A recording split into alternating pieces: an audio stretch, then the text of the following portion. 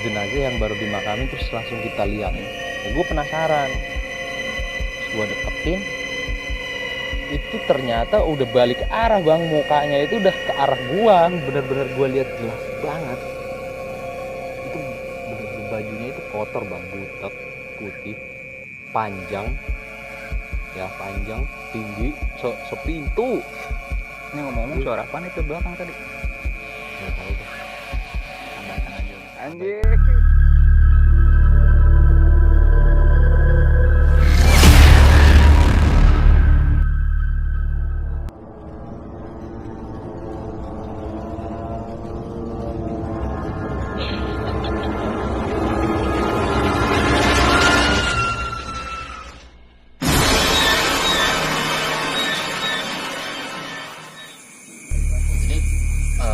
Terus yang pengalaman gue yang ketiga,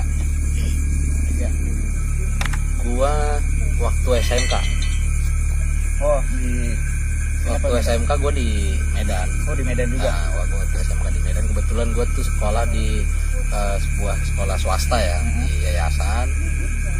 Nah, dari kelas 1 sampai kelas 3 itu gue, karena rumah gue jauh dari sekolah, ya gue itu tinggal di rumah bos gue yang punya yayasan. Kebetulan dia punya studio radio, ya. Gue kebetulan di situ sekolah sambil menyiar radio kan. Nah, Jadi lu stay di situ tuh, ya, balik. stay di situ gue karena jarak jauh, karena terus kesulitannya gue sehari itu menyiar 2 kali. Oh, sehari 2 kali. Sehari 2 kali. Nah, terus bos gue ini karena nggak punya anak, ada beberapa siswa, ada 5 siswa yang diangkat sebagai anak angkatnya, disuruh tinggal di rumah itu buat bantu-bantu dia ngerjain rumah lah gitu kan. Kebetulan rumah itu gede, 2 lantai.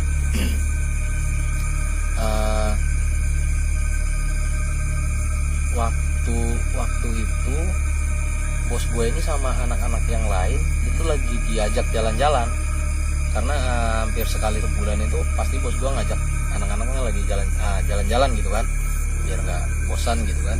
Diajak jalan-jalan, gue sendirian di rumah, karena gue nggak bisa diajak, tugas gue menyiar kan. Dan jadwal gue itu gue pasti selalu menyiar itu paling terakhir dari teman-teman penyiar yang lainnya.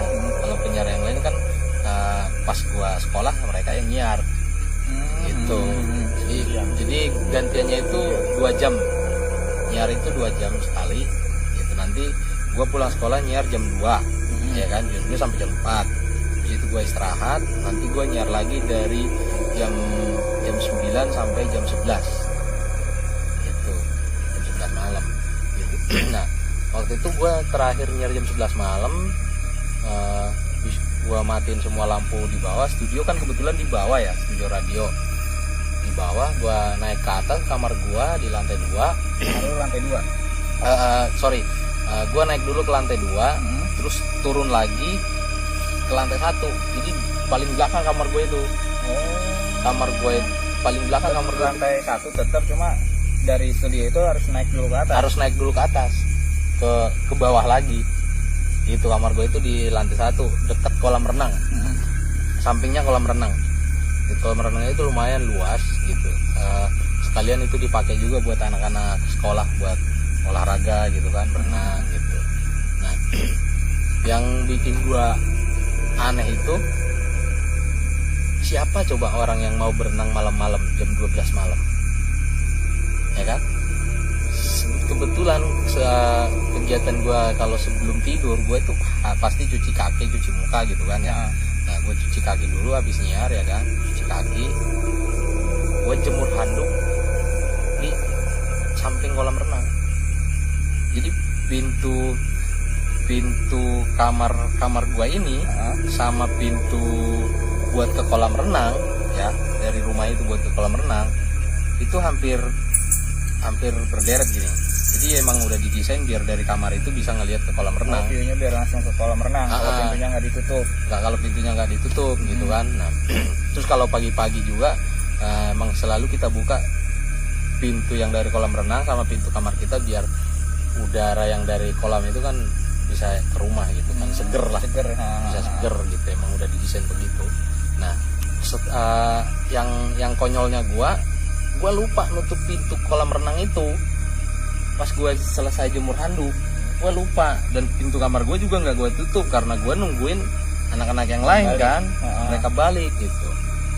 Nah, nggak gue tutup, gue main-main handphone gitu kan, main handphone. Gak lama gue denger di kolam renang itu suara orang berenang, suara air gitu loh bro. Udah gitu yang gue denger itu nggak cuman kayak satu orang yang berenang, kan ketahuan kan banyak orang berenang atau enggak gitu kan. Yang gue dengar itu kayak orang banyak berenang. Nah itu pas dalam hati gue, posisi jam itu habis gue cuci muka itu ya kurang lebih jam 12-an lah, jam 12 malam. Dan gue sendiri di rumah yang besar, kamarnya banyak ya, banyak banget kamarnya, luas. Nggak mungkin bro, dan nggak dibolehin juga sama bos gue. Nah, kalau udah malam-malam itu nggak boleh.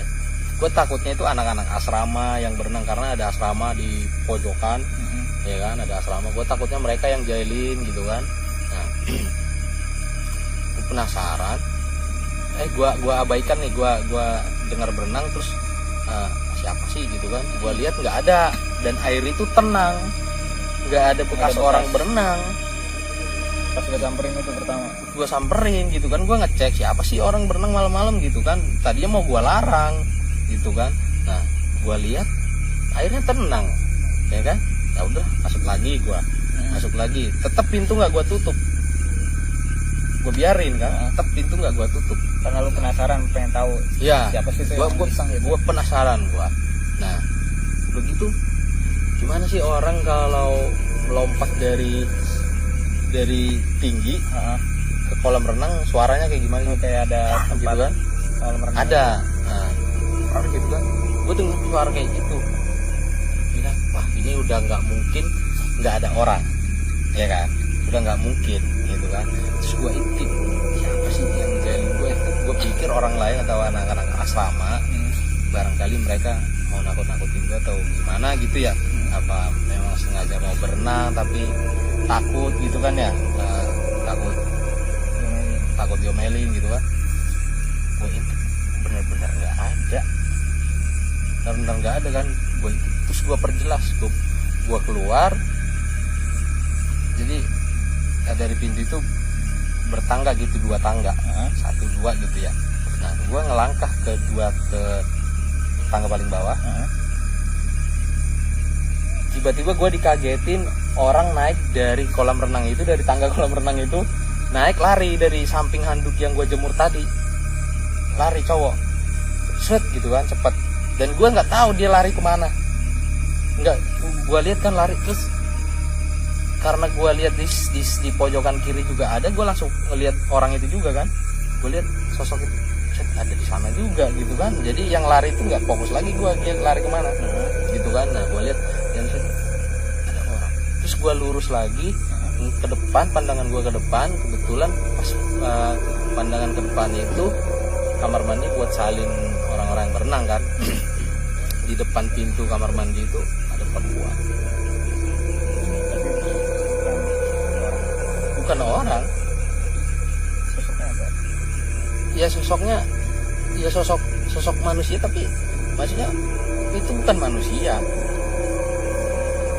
itu bukan manusia. Lalu yakin kalau ada, karena nggak mungkin ada orang berenang, dan mereka juga nggak ngomong, nggak ngajak gua ngomong, nggak apa gitu kan. Saking gua udah takut, karena gua dipelotot. Yang bikin gua takut bukan yang di pojokan dan yang lari tuh, yang lari yang itu bikin gua kaget kan, bukan takut ya, itu bikin gua kaget. Terus gua lirik ke situ ada orang, dia diem aja di situ, dia diem.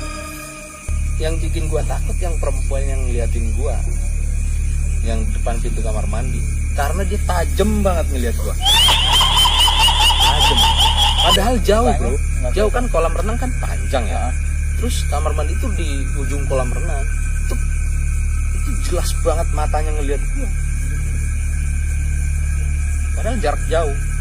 Itu yang bikin gue benar-benar takut, dan gue langsung lari ngibrik. Pintu itu nggak gue tutup, gue langsung lari ke bawah gerbang. Gue nungguin mereka sampai jam 3. Dan gue harus mau ke bawah itu harus ngelewatin 2 tangga bro, yang lumayan tinggi. Sampai gue mau jatuh jungkir balik di tangga bro, beneran. Gue ruang tamu semua tuh gue nyalain lampu ya kan. Gue mau nunggu di ruang tamu aja gue nggak berani. Gue takut dia nyusul dari belakangnya kan. Iya. Itu gue biarin, pintu nggak gue tutup. Aduh, gue cuekin. Gue nungguin bos gue sama anak-anak. Itu datang jam 3. Pas datang, kenapa katanya? Ngapain di luar? Biasanya juga langsung tidur gitu kan. Takut kenapa? Ada orang berenang kata gue. Siapa orang berenang malam-malam? Kamu nggak omelin? Justru itu saya mau ngomelin, gue ditakutin kata gue. Emang siapa katanya? Cewek sama cowok tadi, ceweknya 1, cowoknya 2 kata gue. Oh itu katanya. Ya udah, mereka mah nggak ganggu, biarin aja. Itu namanya bos. Emang yang sebelumnya atau yang lainnya juga memang pernah. Jadi kalau kayak gue sendiri ya, kalau gue sendiri yang benar-benar jelas gue lihat itu. Tapi kalau sekelebat begitu gue sering, kalau kayak lagi masak juga, kebetulan dapurnya itu di lantai paling atas, ya setengah tembok itu, terus kaca kiri kanan semua, keliling kaca. Itu sering di kaca itu seret, gitu kan. Terus ada kamar mandi kosong juga. Nah ini wastafel buat nyuci piringnya. Terus di sini ada kamar mandi kosong. Pintunya udah rusak, pintu kamar mandi ini. Pintu ini tuh kalau kita lagi masak sering digedor.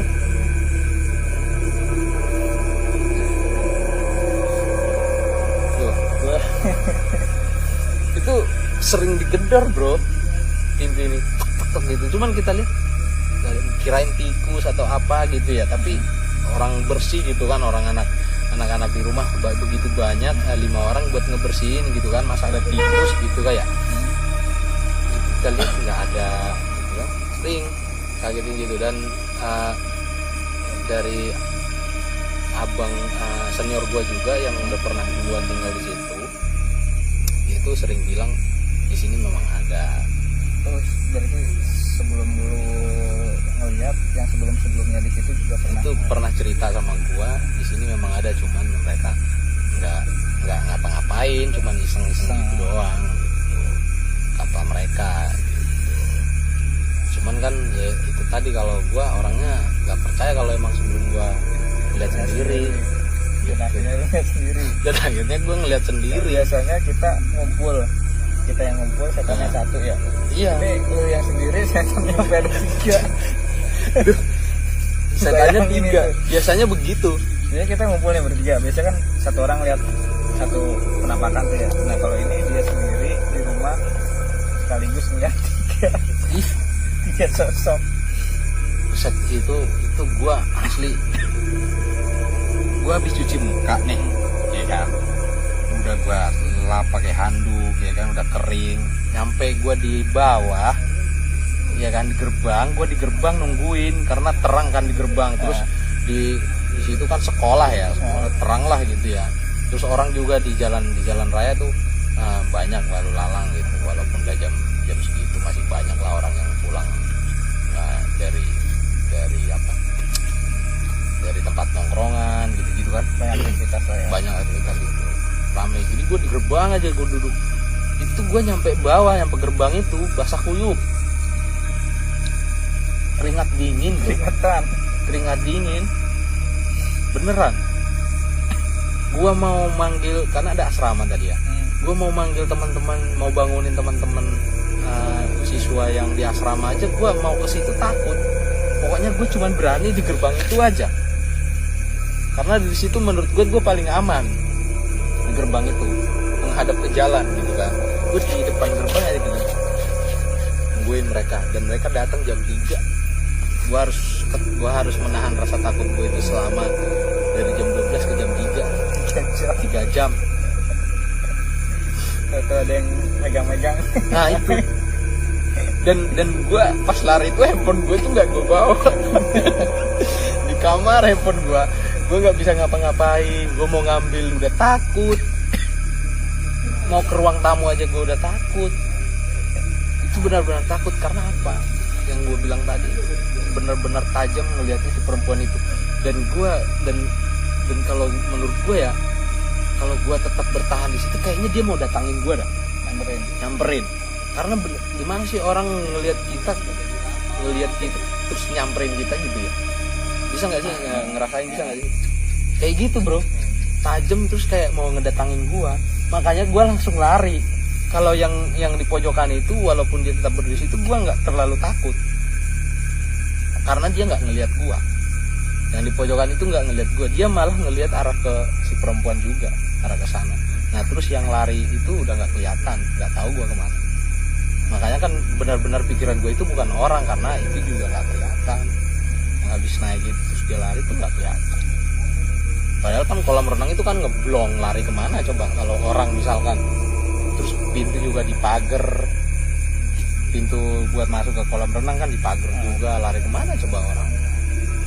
Itu makanya gue yakin banget pada saat itu ini udah nggak, bukan manusia biasa gitu kan, ini pasti sosok. Makanya gue langsung lari sampai ketakutan. Nah itu pengalaman gue bro yang menurut gue yang paling serem. Terus ini sih menurut gue sih nggak terlalu serem ya. Gue pernah juga di kontrakan gue di wilayah Tambun.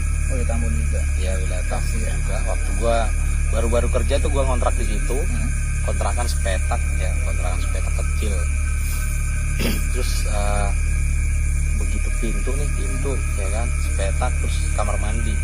Nah gue tidur tuh di kasur, gimana sih lo bisa bayangin lah, kasur bujangan ya, kasur bujangan, kasur yang tipis di lantai itu, ya.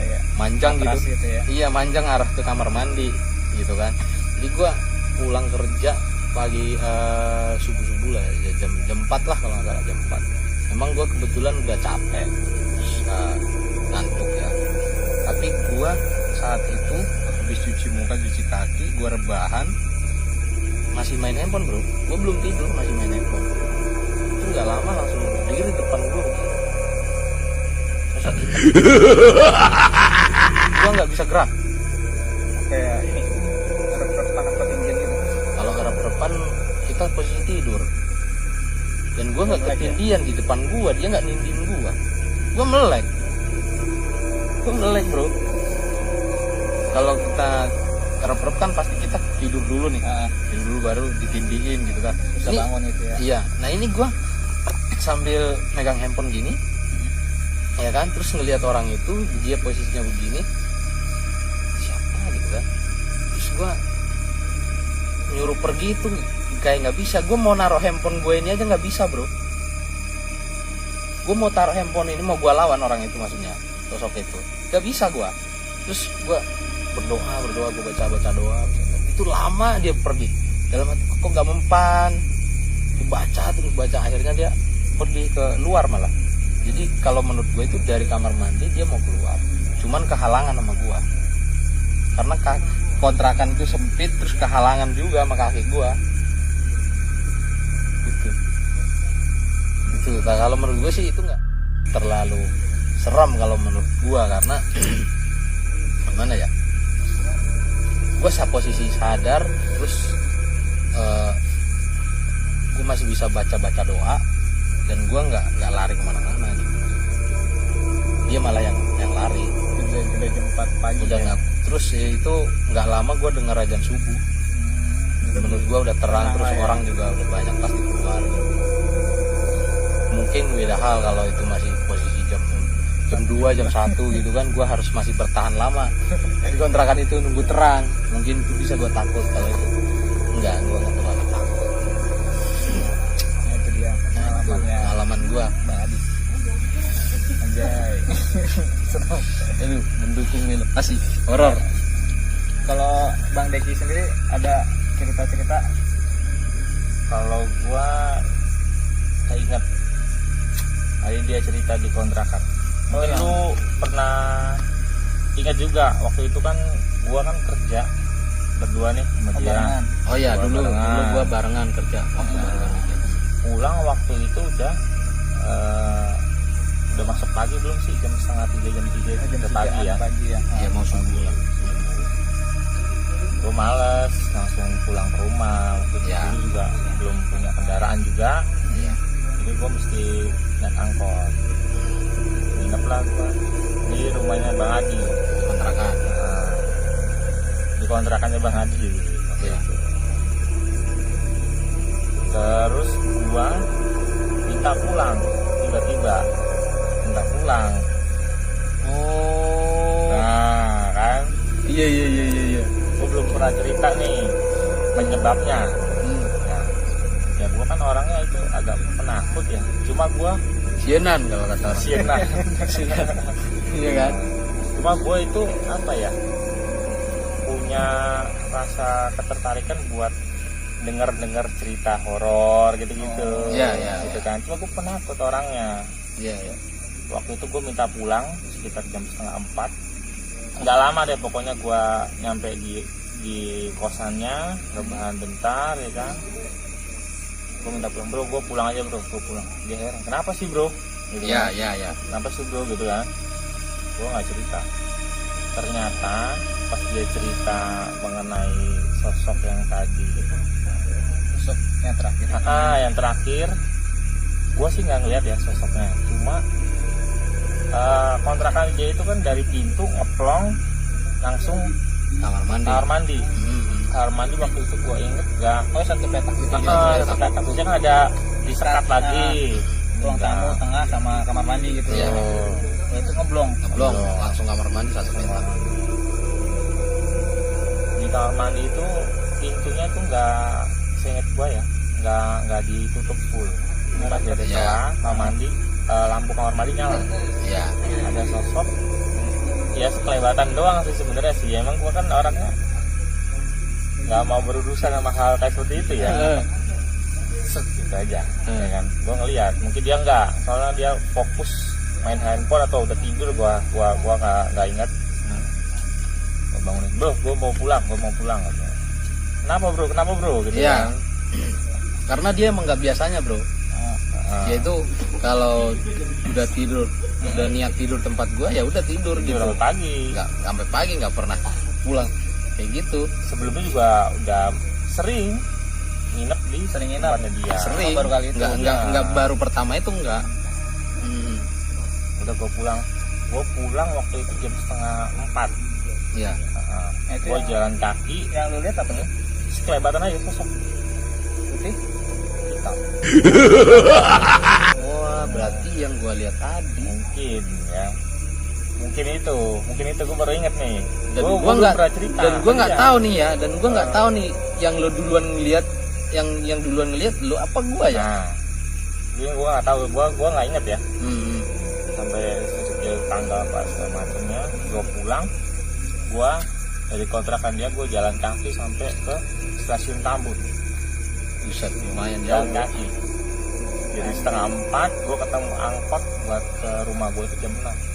Ya gue standby di tempat biasa angkot itu ya, ngetem. Ya gue di situ sampai jam 6. Saking takutnya Saking itu. takutnya. Gue nggak mau cerita Berarti ke selama ini Bang Adi. lu baru cerita ini nih. Baru cerita. Baru Ya gue ingat banget waktu itu dia minta pulang. Heeh. Gua harus pulang katanya. Ah, Gue tuh malah mikir ini orang kenapa gitu. Gue tuh takut gue tadi ada Salah ngomong. salah gitu ya. ngomong atau gimana gitu. Terus dia tersinggung, dia pulang gitu. Tapi besoknya biasa aja gitu kan, berarti nggak ada gitu. dan selama dia tinggal di kosan itu gue nggak mau cerita dong. Biar mau gua nggak cerita, takut biar gitu nggak ya. takut. Ini baru kali ini berarti diceritain. Kali Dan lu ini habis ngeliat itu udah bodo amat, langsung lu balik nggak mau cari tahu. nggak, gue nggak mau cari tahu, gue nggak ngasih tahu dia. Lu penasaran kayak dia mau ngeliat gitu. Ah, enggak, gue nggak suka begitu kan ketemu kan. Tapi emang begitu gue lihat yang hitam itu kan, gue ngomong kan ya sama yang punya kontrakan ya. Tadi malam saya lihat begini gitu kan. ternyata kontrakan itu emang belum diselamatin. Setelah diselamatin gue nggak pernah ngeliat, nggak pernah ngerasa aneh lah. Dan dia juga waktu lo minta pulangnya itu lo beberapa harinya itu masih nginep di kontrakan gua gitu. Terus gua nggak cerita soalnya masih di situ khawatir kan pindah enggak malah susah gitu kan. Oh baru terjawab ya. Baru terjawab. Gitu. Gua rep juga pernah 2 kali. Terus kejadian yang menurut gua aneh ya, aneh, TV depan kamar, gua lagi nonton, keadaannya lah, gua lupa waktu itu nonton apa, mati,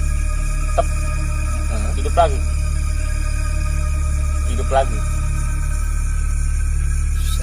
Di situ di ruang tamu itu nggak cuma ada gua, ada nyokap lagi tidur di samping TV. Ini jaraknya juga nggak jauh, cuma paling 1-2 langkah. Aku bangunin, jelasin mengenai TV tersebut kan. Oh, apa-apa itu ada yang lewat. Itu nggak tahu benar apa enggak ya. Berarti dia lewat terus ngalangin TV gitu. Ngalangin berarti depan gua dong. Depan iya. gua. Soalnya dia ngajak ini, Ngajakin nonton bareng kali. ngajak bercanda dia. Nggak mau temenin. Itu TV, terus gue dengar suara Miss Kunti kayaknya ya di rumah. Cuma suara kunti itu bukan kayak film-film horor, film kisana yang kita lihat gitu kan, bukan suara ketawa apa, itu lebih kayak suara apa ya, Suara apa? Anak ayam gitu ya, anak ayam gitu. Tapi itu pengalaman denger suara pertama. Nah mudah-mudahan terakhir sih, sampai sekarang gue belum pernah Itu yang dengar lagi. lu doang. Sekeluarga dengar semua, dan kebetulan gue yang ngecek depan. Nah, lagi Berarti berani benar-benar ada di situ ya. maunya sih enggak. Itu suaranya kencang apa kecil? Dekat apa jauh? Dekat. Soalnya kan mitosnya nih ya, cuma gue nggak tahu mitosnya itu kalau suaranya kecil dia dekat, kalau suaranya kencang dia jauh. Mitosnya sih gitu. Gue pernah dengar. Iya. Gue juga nggak mau ada di rumah gue kan. Aduh, merinding gua bro. Rom juga bro. Belakang pohon pisang mulu lagi. Kali bro, ada kali di belakang. Nggak ada kali juga. Iya. Ada kali juga. Dari tadi juga gua ngerasa nggak enak. Gue pakai lengan panjang kan. Oke. Itu cerita dari Bang Adi sama Bang Deki. Iya. Siap. Ya udah kayaknya di closing aja ya, udah malam terus. Udah malam. Suasana juga udah nggak kondusif nih. Oke. Oke, thank you banget buat Bang Adi, Siap bro. Bang Deki udah mau isi di channel gua, mau cerita pengalaman pribadinya dia mengabdi setan, pengalaman pribadinya dia ketemu setan. Oke, buat kalian yang punya cerita bisa komen di kolom komentar, atau kalau mau ikutan cerita di sini bisa DM di Instagram gua. Oke. Gitu aja. Siap. Terima kasih. Thank you. Bye. Bye. Bye.